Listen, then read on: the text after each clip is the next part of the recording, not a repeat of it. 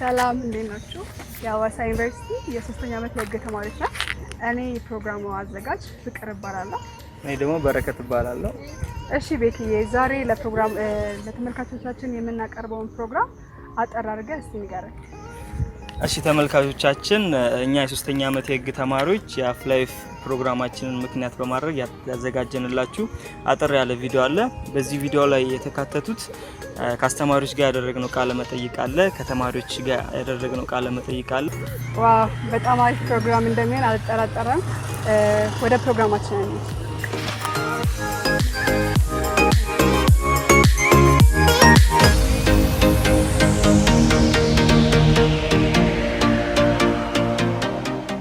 ስሜ በርናባስ ይባላል። ያኔ አስፋው እባላለሁ።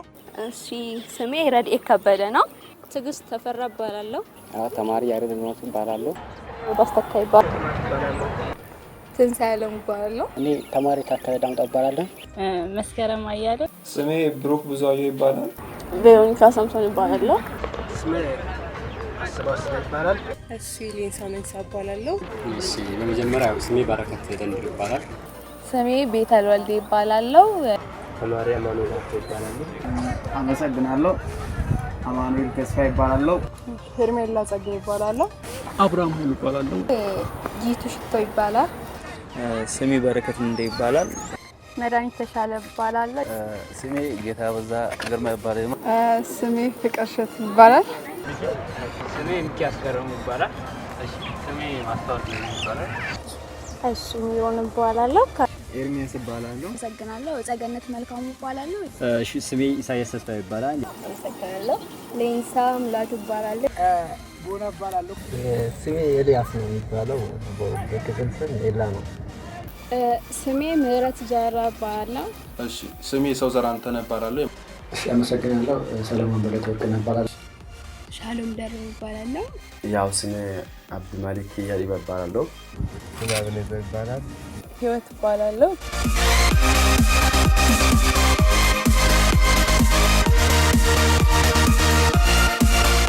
ዶርም መጀመሪያ ስገባ 24 ነበር እና እሱ በጣም ትልቁ ቻሌንጅ ነው ብዬ አስባለሁና እንዲህ መግባባት ምናምን አልችልም ነበር ምናምን እና 24 ሰው አንድ ዶርም ውስጥ እሱ በጣም ከብዶኛል። ዋናው ቻሌንጅ ያደረገኝ ሰው ነው። ሰው ማለት የሚቀርበኝ ጓደኛ አጣ። ሁሉም ለጥቅም የሚቀርብ ሰው ብቻ ሆነ የምረዳን ሰው አጣውና ይሄን ዋናው ቻሌንጅ ያደረገኝ። ቻሌንጅ አድርጎኝ የነበረ በዚህ 3 አመታት ውስጥ እኔ የመጣሁት ከታች በብሬል እየዳበሱ ማንበብ ነበረ። ነገር ግን ወደዚህ ግቢ ሲመጣ በሶፍት ኮፒና በድምጽ ማንበብ በጣም ከብዶኝ ነበረ። ይሄ የሁል ጊዜ ትውስታዬ ነው። ግን እኔ በጣም የቸገረኝ ነገር ብር መያዝ እና የሚላክልኝም ብር ከወር ማድረስ በጣም ስቃይ ነበር ነው። ወይ ብድሩ ስገባለሁ ሁሌ ወይ ደግሞ ተጨማሪ ጠይቃለሁ ማለት ነው። ይሄ ነው በጣም የከበደኝ ነገር። እኔ ያው በ3 አመት ውስጥ ያን ያህል ቻሌንጅ አድርጎኛል ብለው ነገር የለም። ያው የዚሁ ሀገር ልጅ በመሆኔ ከቤተሰብ ጋር ምዛት ማች ስላልተለያየው ለኔ ላይክ እንደ 13ኛ ክፍል ነው ያየሁት በካምፓስ ህይወትን ዛት ማች ቻሌንጅ ያደረገኝ ነገር የለም። ከቤተሰብ ስለይ የመጀመሪያ ስለነበረ በጣም የቤተሰብ ናፍቆት ነበረብኝ። ፕላስ ደግሞ ግቢው በጣም ማለት አዲስ ስለነበርኩኝ ከቤት ወጥቼም ስለማላውቅ ይወዳል እና ግቢውን ለመድረስ በጣም አስቸግሮኝ ነበር። አዎ ብዙ ቻሌንጆች አሉ። ከዚህ ውስጥ ለምሳሌ ብንጠቅስ መቻቻል የሚባል ነገር አለ። መቻቻል በተማሪዎች መካከል መቻቻል በዶርም ተማሪዎች መካከል ብዙ ችግሮችን አጋጥሞብኛል። ለኔ ደግሞ ፈተና የሆነብኝ እሱ ነው እላለሁ። ያው ቻሌንጅ ነው ብዬ ነው የማስበው ነው የምቆጥረው ነገር ብዙ ባይኖርም አንድ ጊዜ የታመምኩበት ጊዜ አለ እና አንድ ቀን ታምሜ በጣም በእኛ ዶርም በአሞራው ዶርም በጣም ቀልደኛ ልጆች አሉ እና በጣም ሲቀልሉብኝ ነበር በእኔ ላይ ያኔ እና አንድ ቀን በጣም ታይፎይድ ነውና ያመመኝ በጣም ተጨንቄያለሁ። እንደውም ሞቼ በእናትህ ከቤተሰቦቼ ራሱ እንዴ ሊቀር ነው እንደምናምን እያልኩ ያሰብኩበት ጊዜ ነበርና እሱ ነው እንደ ቻሌንጅ ማስበው። እኔ ግን የገጠመኝ ችግር ምንድነው ያው ምንም ሳልዘጋ የመጣሁት ግንኙነት ስላለኝ የራሴ የሆነ ቲም የራሴ የሆነ ጓደኞች ቤተሰቦቼ እያንዳንዱ ነገር ልክ በቃ 12 እንደጨረስኩ እንደ 13ኛ ክፍል ነው የቀጠልኩትና እዚህ ተጨማሪ ህይወት ተጨማሪ ያ ሳይዘጋ እዚህ በጣም ብዙ ተጨማሪ ስራ ተጨማሪ ትምህርት ተጨማሪ ጓደኞች ተጨማሪ ቲም ምናምን ተደራረበብኝና ትንሽ እንዴት አድርጌ ሃንድል ማድረግ እንዳለብኝ ከብዶኝ ነበረ እና ሌላ ደግሞ ቻሌንጅ የሆነብኝ ያው ሁሉም ሲመጣ የራሱ የሆነ ካልቸር ይኖረዋል የራሱ የሆነ አስተዳደግ ይኖረዋል እና ትንሽ እኔ ከነበረኝ አስተዳደግ እኔ ካደኩበት አስተዳደግ ለየት ያሉ ሰዎች ምናምን ነገር አጋጥሞኝ ነበር እና ትንሽ ኦፌንድ የሚያደርግ ነበር ለነገሮች ያለኝ ምልከታና እነሱ ያላቸው ምልከታ የተለያየ ነበር እሱ ትንሽ ቻሌንጅ አድርጎኝ ነበር ያው እዚህ ግቢ ብዙ ጊዜ ቻሌንጅ ሲያደርግኝ የነበረው ምንድነው ያው ግቢ አዲስ ነገር እንደምታውቁት ያለው ላይፍ እና ከዛ ላይፍ ጋር መላመድ በጣም ደስ ይላል ነበር የኛ ዶርም መንበሮች ውስጥ የተከሰተ ነገር ብዙ አስገራሚ የተከሰተ ነገር የለም ግን ክስተቶች ነበሩ እነኚህ ክስተቶች ደግሞ የተፈጠሩት እንዳጋጣሚውን አንድ ቀን በር ሳንዘጋ ቆየን እና ወደ 8 ሰዓት አካባቢ የተዘረፍነው ማለት ላይፍ ኢን ካምፓስ ላይ የምናስታውሰው የተዘረፍነው ነገር ነው ትዝ የሚለኝ እንጂ ሌላ ጉዳይ ብዙ እንትን የሚለኝ ነገር የለም እሺ መጀመሪያ እንደመጣው በጣም ቻሌንጅ ያደረገኝ ነገር ቢኖር የቤተሰብ ናፍቆት ነበረ እና ያው ወደ ግቢ ሁሉም ሰው መጀመሪያ ሲገባ በጣም ትልቅ ፈተና የሚሆንበት በአብዛኛው ይመስለኛል የቤተሰብ ናፍቆት ነውና ወደ ቤት በጣም ነበረ መመላለሰው ምናምን እና እሱ ነው ቻሌንጅ ትልቁ ብዙ ቻሌንጆች አጋጥማሉ ግን ከሁሉ እኔ ያው ታውቃላችሁ ሪፕሬዘንቴሽን ጎበዝ እንደሆነ በዛ ላይ ብዙ ጊዜ ያጋጠመኝ የእንግሊዝኛ ችግር ነው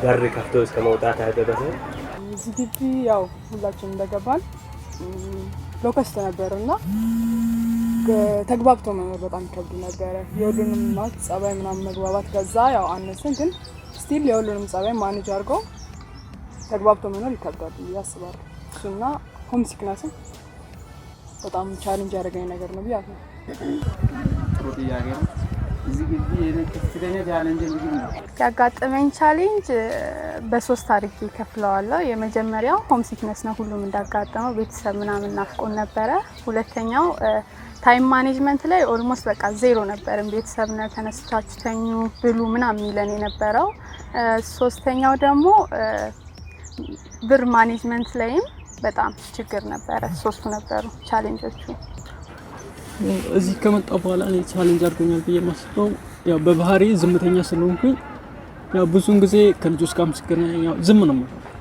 እና እሱ ያው በጣም ቻሌንጅ አድርጎኛል ብዬ አስባለሁ ከልጆች ጋር ለመቀራረብ ምናምን እዚህ ግቢ መጀመሪያ ስገባ ያጋጠመኝ ቻሌንጅ ብዬ ማስበው ሎከስት መመደባችን ለ24 ነበር የተመደብነውና ዶርሙ እንትና ነበረውም በራ ነበረውምና ስንጠብቅ ነበር ብናድረው አንተኛም ነበር እሱ ለቻሌንጅ አድርገዋለሁ ያው አብዛኞቻችን ቻሌንጆቻችን ተመሳሳይ ናቸው ግን የተረሳ ነገር ለማውቀው እንደሆነ እንጃ ቴንሽን የሚባል ነገር አለ ሁሉም የረሱት ማለትና በተለይ ፍሬሽማን ላይ ገና እንደመጣን አብዛኞቻችን ልጆች ከገጠሙን የብዙቻችን ትዝታ ያው በቴንሽን ላይ በነበርንበት ጊዜ የገጠሙን ነገሮች ናቸው እና ትንሽ በቃ ሎ ስኩልም ገና ስንመጣ ብዙ የሰማናቸው ነገሮች ነበሩ በጣም ከባድ እንደሆነ ያው አዋሳ ዲፓርትመንትም በምርጫ ነው የደረሰኝ ግን ስኩሉ ከባድ እንደሆነ አስቤ ነበር የመጣሁት እና ያ ነገር ደግሞ እዚህም ከመጣው በኋላ ብዙም እንደምቆይም ብዙም ኮንፊደንስ አልነበረኝም በተለይ የመጀመሪያ አመት አካባቢ በጣም የሚስተዋለው ነገር ራስን ከሌላ ተማሪ ጋር ማፎካከር ነውና ሁላችንም የተለያየ አነባበብ ዘይቤ ነው ያለን አንዳንዶቹ ብዙ ሰዓት የሚያነባሉ አንዱ ደግሞ ትንሽ ሰዓት ብቻ አንብቦ ወደ ፈተና የሚገባ አለ እና ትንሽ በቃ ብዙ ሰዓት ቁጭ ብሎ የሚያነበውን ሰው በማየት በቃ ጭንቀት ምናምን ነገር ይኖር ነበር ወደ ፈተና ከመግባታችን በፊት ማለት ነው እና ፈተና ላይ ራሱ ለመልስ ተብሎ ለአንድ ጥያቄ 4 ሉክ ምናምን ሲሰጥ ያ ትንሽ ሾክ የሚያደርግ ነገር ነበር የመጀመሪያ ሰሞን እና እሱ ነገር ያው እየተለመደ ቢመጣም መጀመሪያ አካባቢ እሱ ትንሽ ከባድ ነበር እና ደግሞ ትንሽ ያው በመሃል ደግሞ ያው የታመምኩበትን ጊዜ ነበር ያው ያውቁታል ልጆችም እና ያውላ ነገር ትንሽ ከቤተሰብ መለየቱን ብቻ መሆኑን ያው ብቻዬን አይደለም ጓደኞች አሉ በርግጥ ግን ያው ከቤተሰብ ተለይቶ ርቆ በዛ ላይ ደግሞ በመሃል መታመም ህመም ምናምን ሲኖርበት እና ትንሽ ያስቸግራል እዚህ ግቢ ውስጥ ያጋጠመኝ ቻሌንጅ መጀመሪያ ወደዚህ ስመጣ ያው ሁሉም ሎከስ ነበር ለ24 ሲኖር የነበረው። እኔ የመጣው ሰዓት ግን ዶርሙ ተቀይሮ 8 ሆኖ ነበርና ስመጣ ሁሉም ተላምዶ ነበርና ከነሱ ጋር መግባባት ምናምን ትንሽ ከብዶኝ ነበር። እስከዛ ሌላ ዶርም ነበር ማድረው። ሌላው ያው ግቢውን መልመድ ምናምን ነው ከነሱ ባህሪ ጋር መላመድ ምናምን በጣም ከብዶኝ ነበር። ሌላ በዚህ ግቢ ውስጥ ቻሌንጅ ያደረገኝ አንድ ነገር ከግቢ መውጣት ነው። በተለይ ከአንደኛ ዓመት ሁለተኛ ሴሚስተር ጀምሮ ነንካፌ ስለሆንኩ ከዶርም ውጭ ድረስ መሄዱ በጣም ቻሌንጅ ያደረገኝ ነገር ነው። ሁለተኛ ነገር ደግሞ ብር አያያዝ ላይ ነው። ከዛ ውጪ በተለይ ይሄ ብርን ኮር ማብቃቃት በጣም የከበደኝ ነገር ነው። እዚህ ግቢ ከገባው በጣም ብዙ ቻሌንጅ ያጋጥሞኛል። ያው ከቤተሰብ መለየት ራሱ አንድ ቻሌንጅ ነው። ግን በደንብ በዋናኝነት ቻሌንጅ ብዬ ማላነሳ የምችለው ምግብ በጣም ተቸግሬ ነበረ። ስቲል ያው እስካሁን ፌስ የምናደርገው ቻሌንጅ ቢሆንም በጣም ተቸግሬ ነበረ። እቤት እያለሁ ምግብ እመርጣለሁ ጨጓራዬን ስለሚያመኝ። እዚህ ግን መምረጥ አልቻልኩም። አንዱ ጋር ስንሄድ እንጀራው በጣም የሚያቃጥል ነው፣ ወይ አንዱ ጋር ስንሄድ በርበሬ የበዛበት ምግብ ነው። ከዛ ከክላስ መጥቶ ዶርም ሄዶ ተነስቶ መብላት፣ በዛ ፀሐይ መመላለስ ምናምን በጣም ይከብድ ነበርና ትንሽ ብዙ እታመም ነበርና እሱም አንድ ቻሌንጅ ነው። ዶርም ለራሱ 24 ነበር ስንገባ፣ እሱም አንድ ቻሌንጅ ነው። ከ8 ከሆነም በኋላ ራሱ ከሰው ጋር ተላምዶ የሰውን ባህሪ ተቻችሎ መኖር ቻሌንጂንግ ነው። አስተማሪ ራሱ ብናይ ሃይ ስኩል ላይ ሞር ፍሬንድስ እንደ ጓደኛ ነበረ ከአስተማሪ ጋር የምናወራ የነበረው። እዚህ ግን ከመጣን በኋላ በአስተማሪና በተማሪ መሀል በጣም ዲስታንስ ነበረውና እሱን አቻችሎ መኖር ከአስተማሪ ጋር ኮሚኒኬት ማድረግ ትንሽ ይከብድ ነበረ ሲስተም ውስጥ መግባት። ግን ያው ለምደነዋል፣ አሪፍ ነው ብዬ አስባለሁ። ቴንሽንና ስርቆት ነው። ያው ላይብረሪ ምናምን በምንጠቀምበት ሳለ የኔ ጉርድ ፎቶ የላይብረሪ በራ መስታወት እስከ መለጠፍ ድረስ ደርሷል። ቻሌንጅ አድርጎኛል የምለው ነገር መጀመሪያ ከቤት ርቆ መምጣት ራሱ አንድ ትልቅ ቻሌንጅ ነበር። ከዛ ከመቀጠል ደግሞ ከብዙ ሰዎች ጋር ከማላቃቸው ሰዎች ጋር እንዴት መኖር እንዳለብኝ ምንም አላወቅኩም ነበር። እሱ ነገሮች ቻሌንጅ አድርጎኛል። እኔን ያጋጠመኝ ነገር ብዙ ነገሮች ያጋጥሙኛል ብዬ አስባለሁ። እሱም ምን እንደሆነ ብነግርሽ አሁን የምንበላው ምግብ ቡና እንዳለ አሁን በ11 እና በ5 ሰዓት ነው የምንበላው። ግን እኛ እዛ አገር ቤት የምንበላው በበዛ በ2 ሰዓት ነው። በ2 ሰዓት ነው የምንበላው። ይህ ነገር ራሱ ደግሞ እዛ አገር ቤት እያለን ብዙ በቃ እንትን ከልጆች ጋር ምናምን ጫወታ ያው ትግስት ምናምንም ስለሚያጥረን እዚህ መተን ብዙ ነገር አውቀናል ብዬ አስባለሁ። በስፒሪቹዋልም ይሁን ያው ከሌላ ልጆች ጋር ምናምን ስለምንገናኘው በቃ ብዙ ትግስት ታገኛለህ። እዛ በቃ ብዙ ትግስት ብዙ ረሃብ ምናምን እየታገሽ ምናምን ትኖራለሽ ብዬ አስባለሁ። ብዙ ቻሌንጆች አሉ።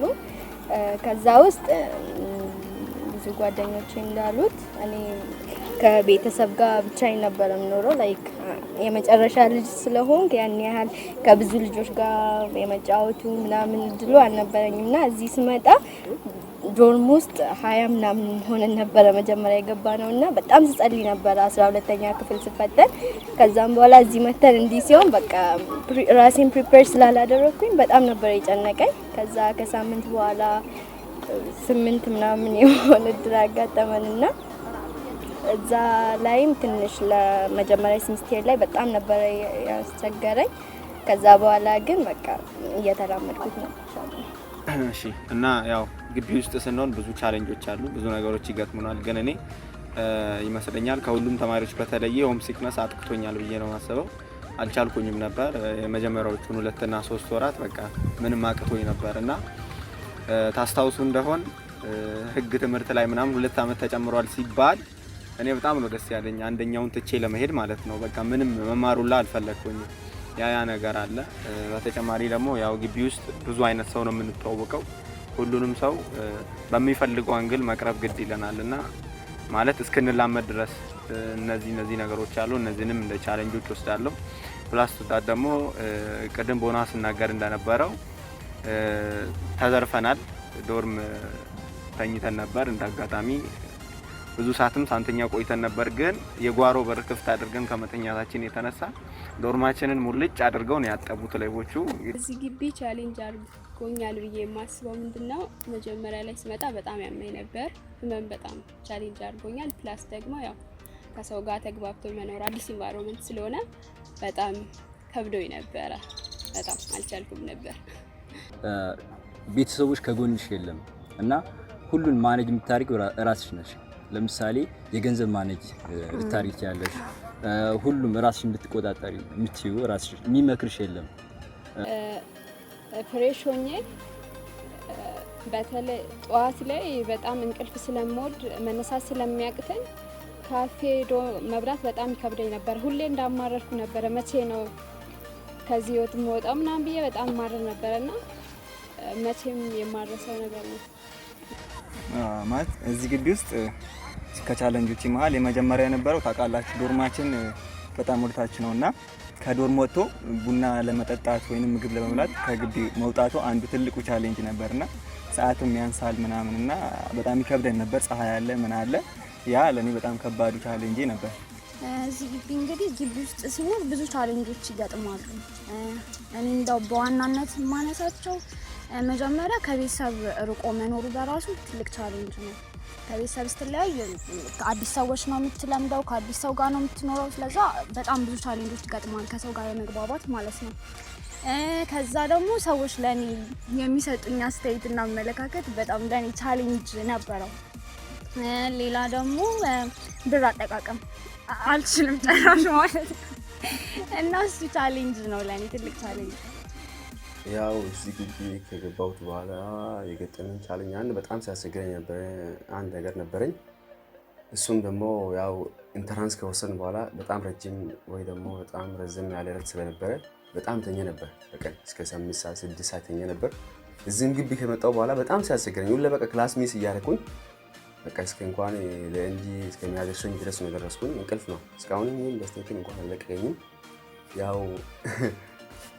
ትግል ላይ ነኝ እስካሁን ማለት አሁን ስሰማም እንደነበረው የብዙ ልጆች ቻሌንጅ አሁን ከምግብ ጋር በተያያዘ ከጊዜ ጋር ምናምን እንዳለ ሆኖ ይመስለኛል ትንሽ የኔ ለየት የሚያደርገው ነገር እዚህ ከመጣሁበት በፊት የነበሩ ጥቂት አመቶች ላይ በግል የገጠሙኝ ነገሮች ነበሩና ከነዛ ሳይኮሎጂካል እና ኢሞሽናል ህመም ለመፋታት ትንሽ ጊዜ ፈጅቶብኝ ነበርና እሱ ነበር ፐርሰናሊ የነበረው ቻሌንጅ። አንደኛው ብቸኝነት ነው። ብቻ ራሱ ተማሪዎች ሲገቡ እኔ ከነሱ ጋር አልወጣም ነበር። ዞሮ ምናምን መጥቶ እኔን የሚያገኙት በመኝታዬ ነው። በቃ ምንድነው አትወጣ ምናምን የሚሉ ነገር አለ። እዛ በቃ ብቸኝነት ነው። እዚህ ግቢ ሲገባ ቻሌንጅ ነው ብዬ የሚያወራው እኔ መጀመሪያ የሚያወራው እዚህ ብቸኝነት መጀመሪያ ጊዜ ነው የወጣሁት። ሌላ ጋር ምንም አልወጣሁም ነበር። እንደ አጋጣሚ ቢሆንም የትም ቢሆን ከቤተሰብ ውስጥ ተለይቼ አላውቅም ነበር። እዚህ ሲመጣ ሆም ሲክነስ የመጀመሪያ ችግር ነበረ እና ሌላ ደግሞ እና ብቻዬን ሰርቫይቭ መኖር አልቻልኩም ነበር። ብዙ ነገር እዛ በቤተሰብ ውስጥ የሚያደርጋቸው ነገሮች የሚጠቅሙኝ ነገሮችን በራሴ ማወቅ አልቻልኩም ነበር። እንደዛ ሆኖ በጣም ከብዶኝ ነበር ፈርስት። ከዛ ቀስ በቀስ እየለመድኩ መጣሁ።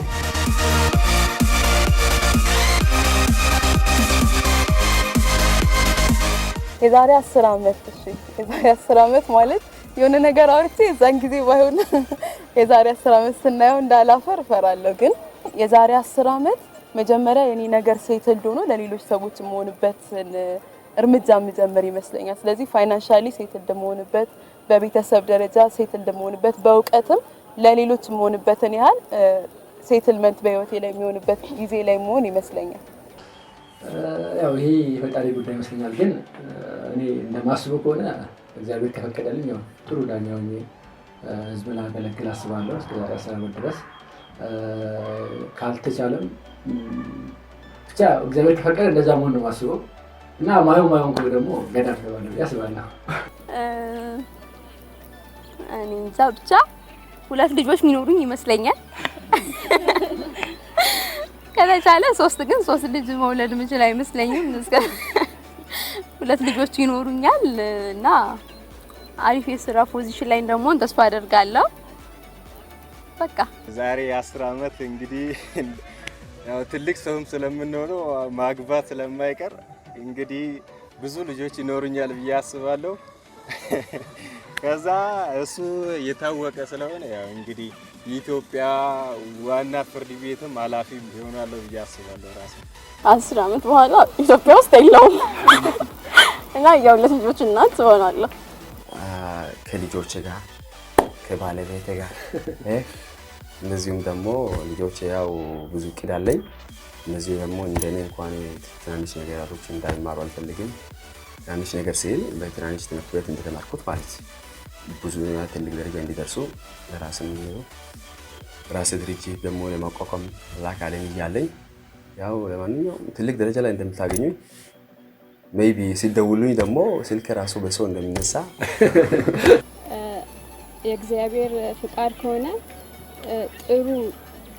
ጥሩ ስራ ይዤ እና እግዚአብሔር ከፈቀደ አግብቼ የ6 እና ልጆቼ ደግሞ የኔን ጉለት የሚሞሉ ልጅ 3 መንታ ከወለደች በቃ ጉለቴን የሚሞሉ ልጆች ወልጄ ቤቴ በደስታ የተሞላ ቤት የሚኖር ይመስለኛል። እግዚአብሔር ከፈቀደ ከዛሬ 10 አመት በኋላ ጃኪን ታገኛላችሁ የሚለው አይ ሆፕ ብዙ ፐርሰንቱ ኢትዮጵያ ውስጥ ታገኙታላችሁ የሚለው ነገር እርግጥ አይመስለኝም። ውጪ የምታገኙኝ ይመስለኛል። አትላንታ ጆርጂያ ወር ዋሽንግተን ሲያትል ውስጥ እግዚአብሔር ፍቃድ ከሆነ አንድ ሀሳብ አለኝ። ኤልጄ ሚኒስትሪ የሚባል የራሴ ሚኒስትሪ ማቋቋም ፈልጋለሁ። እዛ ሚኒስትሪ ውስጥም ልጆችን እናት አባት ያሌላቸው ልጆችና አረጋውያንን የመርዳት ተቋም ነውና ተቋም ብቻ የመርዳት ብቻ ሳይሆን ደግሞ ወንጌልን የማሰራጨትም ሀሳብ ስላለው እኔ ማስበው በተማርኩት ሙያ ህዝቡን ማገልገል፣ በዛ በተጨማሪ ደግሞ አሪፍ ሲኒማ ቤት ከፍቼ በዛ ሲኒማ ቤት ሌሎች ማድረግ ነው የሚፈልገው። 10 አመት በኋላ በጣም የሚከብድ ጥያቄ ነው፣ ግን ሳስበው የራሴ ቤተሰብ ይኖረኛል ብዬ አምናለሁ እና የህግ ተማሪ ነኝ። በህጉ ዙሪያ እንደምሰራ አምናለሁ። ሁለት አይነት ግምት ነው ያለኝ በራሴ ላይ። የመጀመሪያው የዛሬ 10 አመት ምናልባት ፈጣሪ ካለ ጥሩ ሌክቸር ሆናለሁ ብዬ አስባለሁ። ያም ካልሆነ ደግሞ እርግጠኛ ነኝ የፍርድ ቤት ፕሬዝዳንት ሆናለሁ። ከዛሬ 10 አመት በኋላ እኔ የራሴ የሆነ ኦርጋናይዜሽን ከፍታለሁ ብያለሁ። እንደ አንድ ቪዥን ሎ የገባውበትን ቪዥን ነው። እግዚአብሔር ቢፈቅድና ብንኖር የእግዚአብሔር እጅ ከታከለበት አንድ ትልቅ ኦርጋናይዜሽን ውመን ኢምፓወርመንት ላይ የሴቶች ጥቃት ላይ የሚያተኩር ነፃ የህግ ድጋፍ የሚሰጥ የስነ ልቦና ድጋፍ የሚሰጥ የሚያሰለጥን ሴቶች ላይ ፎከስ ያደረገ ትልቅ ኦርጋናይዜሽን ብዙ ቅርንጫፎች ያሉት ከፍታለሁ ብያለሁ እግዚአብሔር ከፈቀደ። ሌላው ደግሞ የተባረከ ትዳር ይዛለሁ ብዬ አስባለሁ። የተባረኩ ልጆች እግዚአብሔር ይሰጠኛል ብዬ አስባለሁ እና በዛ ሰዓት ደግሞ ያው ፒኤችዲ ይዛለሁ። ደግሞ በመንፈሳዊ ህይወቴም ደግሞ የክርስቶስን ወንጌል በዓለም እየዞርኩ መስበክ ፈልጋለሁ። ስለ ክርስቶስ ማውራት ፈልጋለሁ እና የዛሬ 10 አመት ይሄንን ነው የማስበው። ይሄ ደግሞ ከባድ ጥያቄ ነው ማለት እኛ ሁሉ ጊዜ ፕላን እናወጣለን እንጂ የሚያሳካላ እግዚአብሔር ነው አላህ እንበልና እና የሆነ ጊዜ ላይ እቅድና ትራንስፎርሜሽን ብሎ መለስ ዜናዊ አቅዶት ነበር፣ ግን አልተሳካለትም። በሞት ነው ከዚህ ዓለም የጠፋው ማለት ነው። እና 10 አመት ውስጥ ትራንስፎርሜሽን እቅድ ምናምን ስል አልተሳካለትም። ያሳካልን እግዚአብሔር ነው። እግዚአብሔር ካሳካልን 10 አመት በኋላ እኔ እንደራሴ መሆን የሚፈልገው የሆነ ቦታ ላይ ተገኝቼ ተጽዕኖ ፈጣሪ መሆን ነው የሚፈልገው። ማለት አሁን እዚህ ዓለም ላይ እንደ ታላቅ ሰዎች ምናምን የምናወራበት ሳይሆን የለም ዶክተር አብይ ባራክ ኦባማ ምናምን እያን ነው የምናወራ። የዛሬ 10 አመት እንደዛ አይነት ሰዎች ሆኜ ታሪኬን እንዲያወሩልኝ ነው የምፈልገው። የዛሬ 10 አመት ጠበቃ ሆኜ እና አግብቼ የሁለት ልጆች እናት ሆኜ ነው በራሴ ነው እንደማስበው ብዙ ያቀድኩት ነገር የለም፣ ግን በማህበረሰቡ በሰዎች ህይወት ላይ እኔ የሆነ ተጽዕኖ የሚያደርግ ጥሩ ነገር ማድረግ ፈልጋለሁ። እግዚአብሔር ባለ መንገድ ሁሉ ተጽዕኖ አድራጊ መሆን እፈልጋለሁ። ይሄ በጣም ሞር ጀነራል ጥያቄ ነው፣ ግን ስመልሰው በቤተሰብ ካልከኝ 5 ልጅ ወልዳለሁ ብዬ አስባለሁ እስከዛ ድረስ እግዚአብሔር ካለ። ሁለተኛውን ግን ለተፈጠርኩበት አላማ ኦልሞስት ግማሽ ደረጃ ላይ ደርሳለሁ ብዬ አስባለሁ እና ቤተሰቤን በጣም ማኮራበት ደረጃ ላይ ደርሳለሁ ብዬ አስባለሁ። በተለይ አባት ነው። እኔ የማስበው እና የምመኘው እኔ እንትን ሰዓሊ ብሆን ብዬ አስባለሁ። እንዲሁም ደግሞ ትንሽ እሞክራለሁ መጻፍ እና እግዚአብሔር ከፈቀደ ወይ ወደዚህ ዓለም ምገባ ይመስለኛል። ከ10 ዓመት በኋላ ሞስት ፕሮባብሊ አፍሪካን ዩኒየን ውስጥ ገባለሁ ብዬ አስባለሁ። አፍሪካን ዩኒየን ውስጥ ስፔሻሊ ውመንስ ኤንድ ቺልድረንስ ላይ እሰራለሁ ብዬ አስባለሁ እና ጌታ ቢፈቅድ አገባለሁ። አግብቼ የአራት ልጆች እናት ሆናለሁ ብዬ አስባለሁ። 2 የራሴ 2 ደግሞ አዶፕት አድርጌ በቃ እና አገለግላለሁ። በጣም ዘማሪ ሆናለሁ። ታዋቂ ዘማሪ ደግሞ አስባለሁ። የዛሬ 10 ዓመት እኔ ሜቢ አሪፍ ነጋዴ ሆናለሁ ብዬ ነው ማስበው። ከዚህ ወጣና ትምህርት ዓለም ሜቢ 2 እስከ 4 ዓመት ብሰራ ነው ብዬ ነው ማስበው። እግዚአብሔር ቢል አሪፍ ቢዝነስማን ብሆን ደስ ይለኛል። ሆናለሁም ብዬ ነው ማስበው።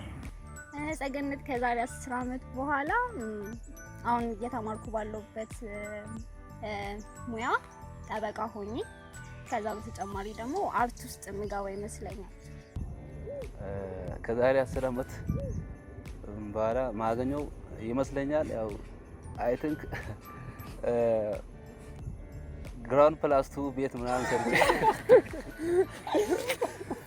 ምርጥ መኪና ምናምን የነዳው እና በቃ የራሴ ቤተሰብ አቋቁሜ የሚኖር ይመስለኛል። ከዛሬ 10 ዓመት በኋላ ነጋዴ እንደምሆን አውቃለሁ። ከዛ በመቀጠል የራሴ ቤተሰብ እንደሚኖረኝ በጣም በቃ እሱ ነው ማለት ነው። ከዛሬ 10 ዓመት በኋላ ዩናይትድ ስቴትስ አሜሪካ። ዋው ከዛሬ 10 ዓመት በኋላ እግዚአብሔር ቢፈቅድና ብኖር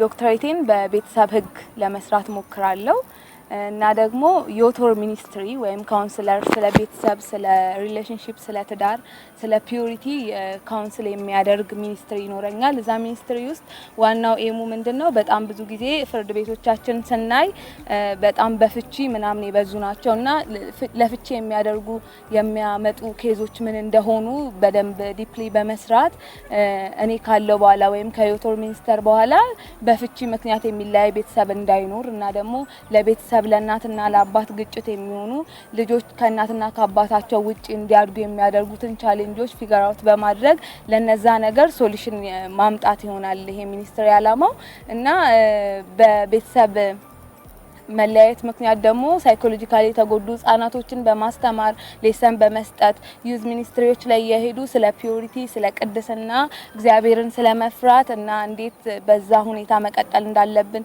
የሚያስተምር ሚኒስትሪ ይኖረናል ብለን እናስባለን እና ያ ሚኒስትሪ ደግሞ ሰክሰስፉል እንደሚሆን እና እንደሚሆንም እርግጠኛ ነን። ከዛሬ 10 ዓመት በኋላ ያው ከዚህ በኋላ ከ3 ዓመት በኋላ ተመርቄ በእና ደግሞ በህግ እንደገና ኤምኤስ ሰርቼ ስራ ይዤ ሚስት አግብቼ ከቤተሰቦቼ ጋር በጥሩ ሁኔታ ለመኖር አስባለሁ ይመስለኛል። እንግዲህ ያው ሎስ ተማሪ እንደሆነ ጠበቃ ሆኜ ያው ቤተሰብ መሰረት ይመስለኛል። የቀረውን ገና አላሰብኩበትም። በህይወት ከሌለው ያው መቃብር ነው የሚሆነው። በህይወት ከቆየው ደግሞ ቢዝነስማን መሆን ይመስለኛል፣ ነጋዴ ምናምን እንደዛ ነገር ነው። እኔ ከዛሬ 10 ዓመት በኋላ ራሴን የማገኘው ያው የእግዚአብሔር ከፈቀደ አግብቼ የ5 ልጆች እናት ሆኜ ራሴን ማግኘት ፈልጋለሁ። እሱ መውሰን አልችልም፣ ያው የእግዚአብሔር ፈቃድ ነው። ሆኖም ግን ከተመረቅኩ በኋላ በዛ ቢባል ከ3 ዓመት በኋላ ያ ማለት የዛሬ 6 ዓመት ሚስት ማገባ ይመስለኛል። እዛ አንድ ልጅ ወልጄ ይኖር ይመስለኛል። የዛሬ እኔ እንጃ በህይወት ካለው ሜቢ ፈጣሪ ከፈቀደ ከ10 ዓመት በኋላ ከቻልኩ ላገባ እችላለሁ ካላገባው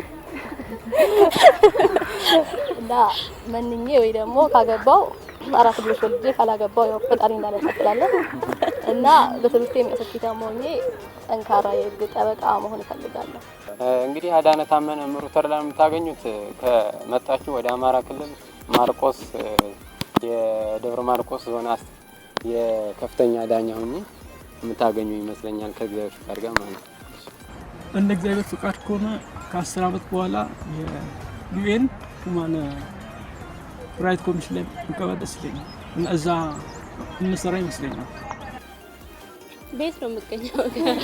ከዛሬ 10 ዓመት በኋላ ራሴን ቤት ማገኝ ይመስለኛል። ግን ደግሞ ምንድነው እዚህ ቦታ ላይ ይገኛለሁ ብዬ በተስፋ መናገር ባልችልም ብናምንም ባናምንም የነገ የሀገር መሪ ተብለን ተሰይመናል። ስኬታማ ሆኜ ራሴን ማግኘት ነው የምፈልገው። ከዛሬ 10 ዓመት በኋላ ወደ ትዳር እገባለሁ። እዛ ላይ ደግሞ ስፔን እንደምቆይ ተስፋ አደርጋለሁ።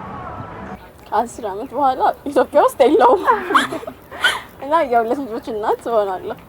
ያው የዛሬ 10 ዓመት የመጣበት ቦታ ነው የምታገኙ። እዛ ፖሊስ ዞን ውስጥ ከፍተኛ ፍርድ ቤት ታገኛላችሁ። ከሚስት ምናምን አግብቼ ከሁለት ልጆች ጋር የዛሬ 10 ዓመት ማለት ያው 18 ላይ 28 ዓመት ማለት ነው እና የዛሬ 10 ዓመት ያው እንመረቃለን።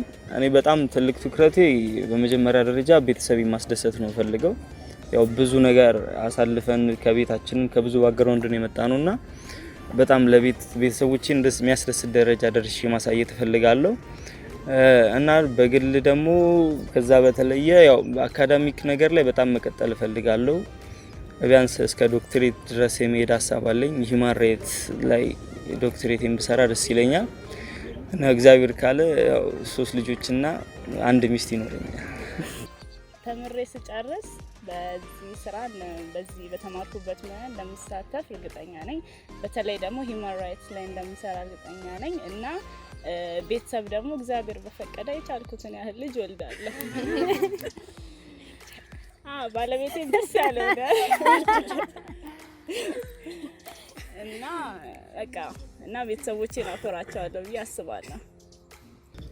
ከዛሬ 10 ዓመት በኋላ ራሴን ህፃናት ላይ የሚሰራ ኦርጋናይዜሽን ይኖረኛል እና እዛ ላይ በደንብ እሰራለሁ ብዬ አስባለሁ። ከዛሬ 10 ዓመት በኋላ በጣም ደስ የሚል ጥያቄ ነው። ከዛሬ 10 ዓመት በኋላ ላይክ ፌደራል ላይ ምሳሌ ይመስለኛል። ጠበቃ እና ህግ አማካሪ መሆን ይመስለኛል። ልጆች ይኖሩኛል፣ ትዳር፣ ቤተሰብ ላይክ በጣም ትልቅ ሰው መሆን ይመስለኛል ከዛሬ 10 ዓመት በኋላ። አንተ እኔ ማገባለሁ ሳልል በእናትህ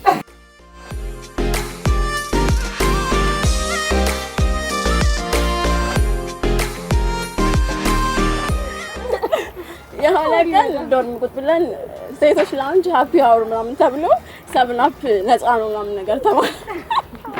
ከዛ በኋላ ልጆች መጥተው ኑ እንጠጣ ምናምን ነገር እና እኔና ትንሳ ምናምን ተኝተን ነበረ።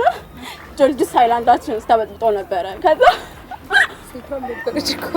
ትንሳ ተነስታ ሃይላንዱን ጆርጅስ ደፍታ ማአት ዶርም ውስጥ ያለ ሃይላንድ ዳን ሰብስባ ወደ ሴቶች ሩጫ ማለት ነው እና ስንል በጣም ብዙ ወረፋ ነበር። አንድም ማግኘት አልቻለም።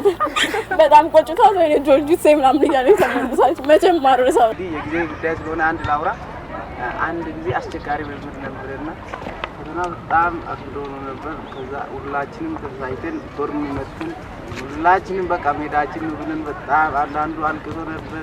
አንዳንዱ በቃ ተለያየን ብለው ሁላ ብዙ ሰው በቃ እንገናኛለን ምናምን ብለን ነበር። ከዛ አንዱ ልጅ ከኛ ዶርም ቴንሽን ውስጥ ገብቶ ያለ ካተገባች ወንድ ነው እና ገባና እንትን ነበር ፍርፍር ነበርና ፍርፍርም ዳቦም ወስዶ ጓዮን ይዞ ሄዶ ሊቀዳው ሲል እንዲገልብቶ ይዞ ሄዶ ሻይ ለመስራት ከዛ እጁ ላይ ቀዳው።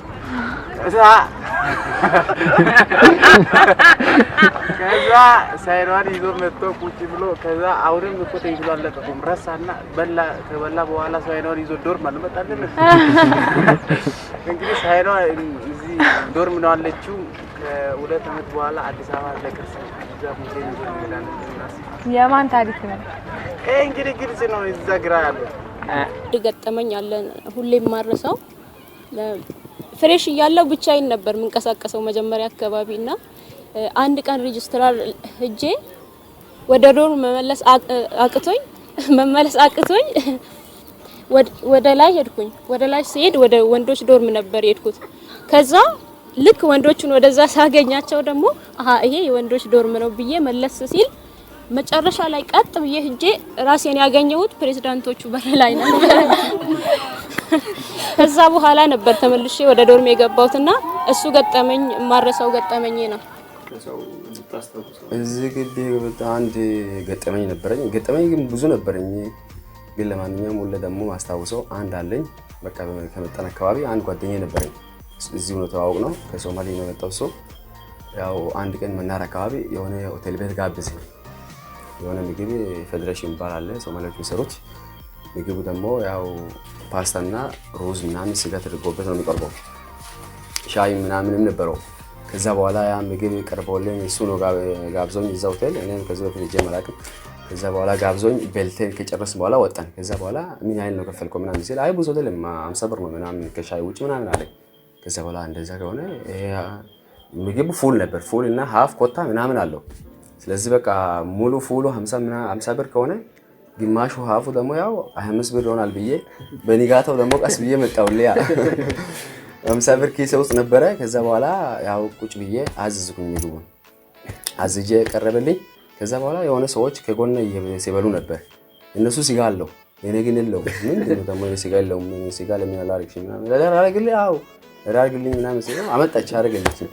በልቼ ጨርሼ ከዛ በኋላ በቃ እጄን አጥቤ 50 ብሩን አውጥቼ ሰጥቼው 25 ብር ይራበቁኝ ቆምኩት። ከዛ በኋላ ሴትዮዋም ቆመች። እሷም ደግሞ አማርኛ አትችልም፣ ሶማሊኛ ብቻ ነው። እኔም ደግሞ ሶማሊኛ አልችልም። ከዛ በኋላ የሆነ ሴት ጠራችኝና እሷ ደግሞ 20 ብር ጨምር እያለችኝ ነው። በቃ እኔ ደግሞ መልስ 25 ብር ስኝ ያልኳት ነው።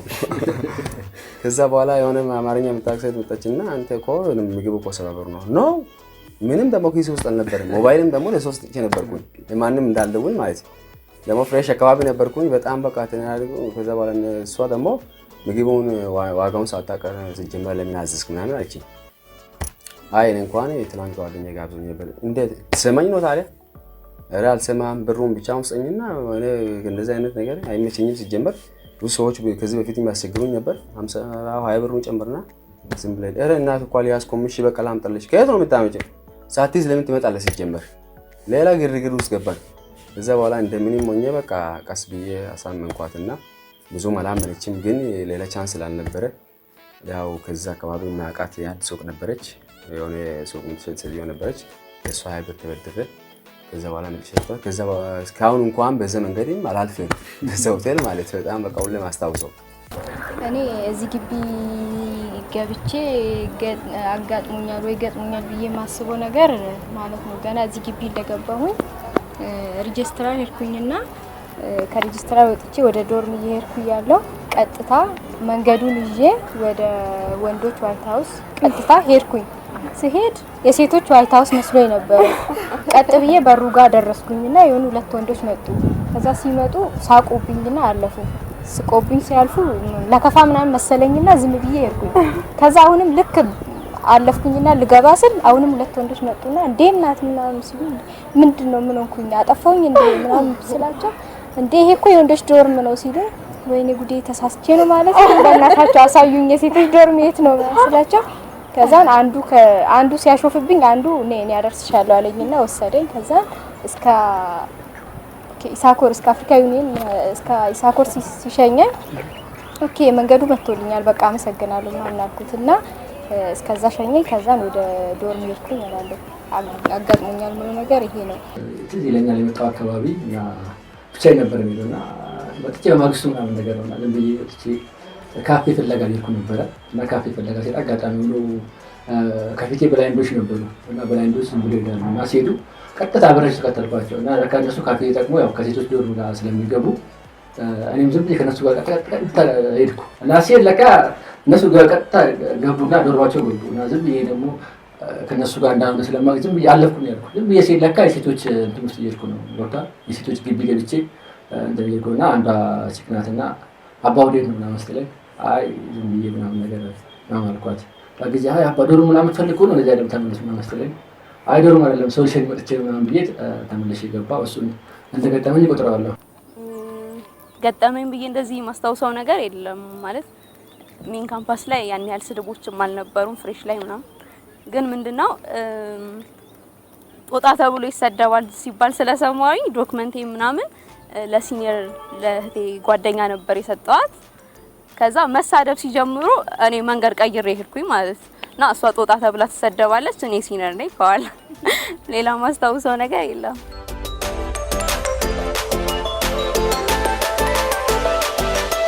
ለከብቶቹ ኑግ አለጥልጣቸዋል ወይስ አላለጠለጣችሁም? ካላለጠለጣችሁ አለጥልጡላቸው።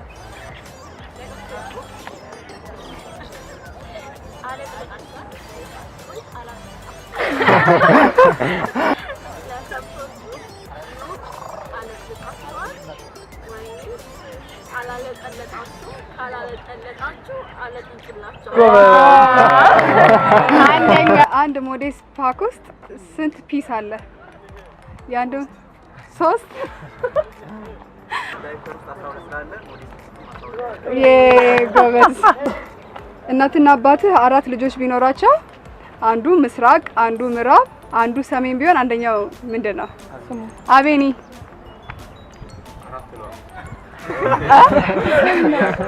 መጸዳዳት በእንግሊዘኛ ምንድነው? አስፋ ቀጥል። ኢሳያስ ምን መጸዳዳት? ቶይሌቲንግ። እሺ በርኒ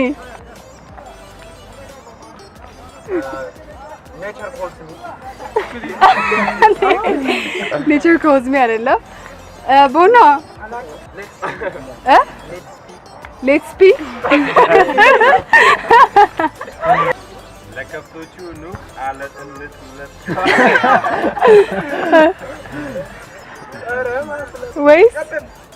ወይስ አላስለጠለጣችሁ? ለከብቶቹ ኑ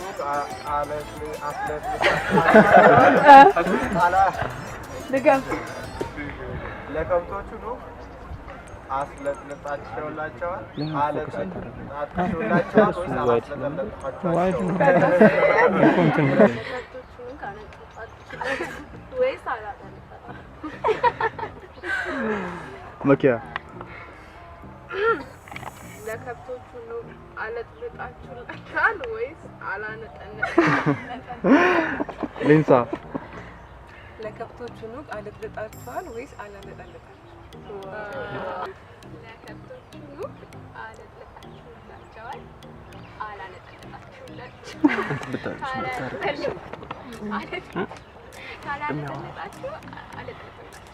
ጸጊ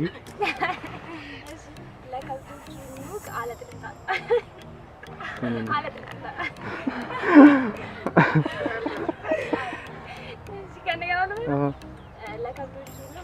አለጥልጣችሁላቸዋል ወይስ አላለጠለጣችሁላቸው? ካላለጠለጣችሁ አለጥልጣችሁ። መስኪ